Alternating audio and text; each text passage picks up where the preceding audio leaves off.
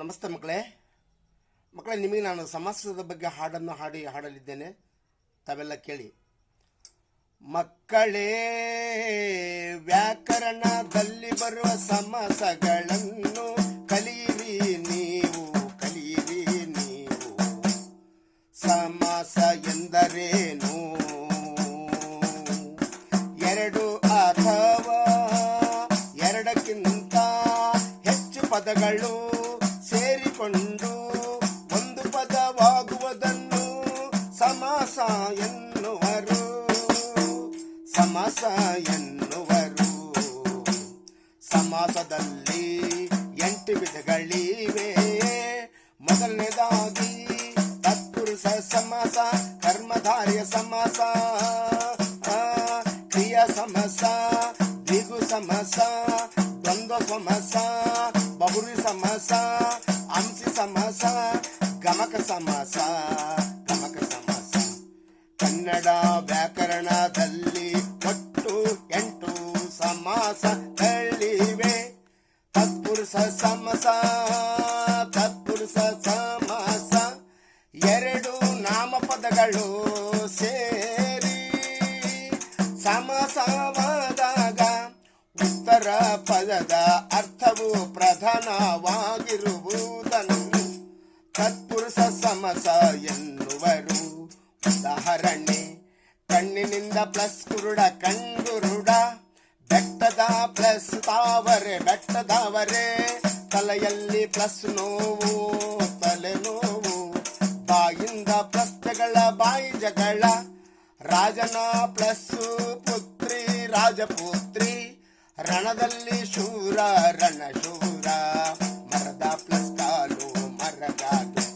ಕರ್ಮಧಾರ್ಯ ಸಮಾಸ ಪೂರ್ವೋತ್ತರ ಪದಗಳು ಲಿಂಗ ವಚನ ವಿಭಕ್ತಿಗಳಿಂದ ಸಮನವಾಗಿದ್ದು ವಿಶೇಷಣ ವಿಶೇಷ ಸಂಬಂಧದಿಂದ ಕೂಡಿ ಆಗುವೆ ಸಮಾಸವೇ ಕರ್ಮಧಾರ್ಯ ಸಮಾಸ. ಉದಾಹರಣೆ: ಹಿರಿದು ಪ್ಲಸ್ ಜೇನು ಹೆಜ್ಜೇನು, ಹೊಸದು ಪ್ಲಸ್ ಕನ್ನಡ ಹೊಸಗನ್ನಡ, ದಿವ್ಯವಾದ ಪ್ರಕಾಶ ದಿವ್ಯ ಪ್ರಕಾಶ, ಹಿರಿದು ಪ್ಲಸ್ ಬಾಗಿಲು ಹೆಬ್ಬಾಗಿಲು, ಮೆಲ್ಲಿತು ಪ್ಲಸ್ ನುಡಿ ಮೆಲ್ನುಡಿ, ಹಿರಿದು ಪ್ಲಸ್ ಹಾವು ಹೆಬ್ಬಾವು, ಹಿರಿದು ಪ್ಲಸ್ ಮರ ಹೆಮ್ಮರ, ಹಿರಿದು ಪ್ಲಸ್ ಬಂಡೆ ಹೆಬ್ಬಂಡೆ, ಬಿಳಿದಾದ ತಾವರೆ ಬೆಳೆದವರೆ, ಕಪ್ಪಾದ ಮೋಡ ಕಾರ್ಮೋಡ. ದ್ವಿಗು ಸಮಾಸ ಪೂರ್ವ ಪದವು ಸಂಖ್ಯಾವಾಚಕವಾಗಿದ್ದು ಉತ್ತರ ಪದದಲ್ಲಿರುವ ನಾಮಪದದೊಡನೆ ಸೇರಿ ಆಗುವ ಸಮಾಸವೇ ದ್ವಿಗು ಸಮಾಸ.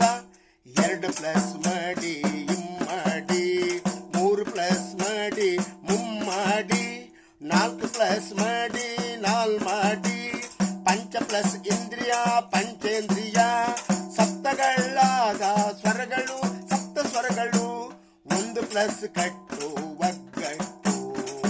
ಇವುಗಳು ದ್ವಿಗು ಸಮಾಸಕ್ಕೆ ಉದಾಹರಣೆ.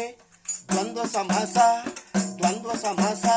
2 ಅಥವಾ ಅನೇಕ ನಾಮಪದಗಳು ಸೇರಿ ಎಲ್ಲ ಪದಗಳ ಅರ್ಥವು ಪ್ರಧಾನವಾಗಿರುವ ಸಮಾಸವೇ ದ್ವಂದ್ವ ಸಮಾಸ. ಕೆರೆಯು ಕಟ್ಟೆಯು ಬಾವಿಯು ಕೆರೆ ಕಟ್ಟೆ ಬಾವಿಗಳು, ಆನೆಯು ಕುದುರೆಯು ಒಂಟೆಯು ಆನೆ ಕುದುರೆ ಒಂಟೆಗಳು, ಕರ್ಣನು ಅರ್ಜುನು ಕರ್ಣಾರ್ಜುನನು, ತಂದೆಯು ಪ್ಲಸ್ ತಾಯಿಯು ತಂದೆ ತಾಯಿಯು, ಗಿಡವು ಮರವು ಬಳ್ಳಿಗಳು ಗಿಡ ಮರ ಬಳ್ಳಿಗಳು. ದ್ವಂದ್ವ ಸಮಾಸಕ್ಕೆ ಉದಾಹರಣೆ. ಸಮಾಸಗಳು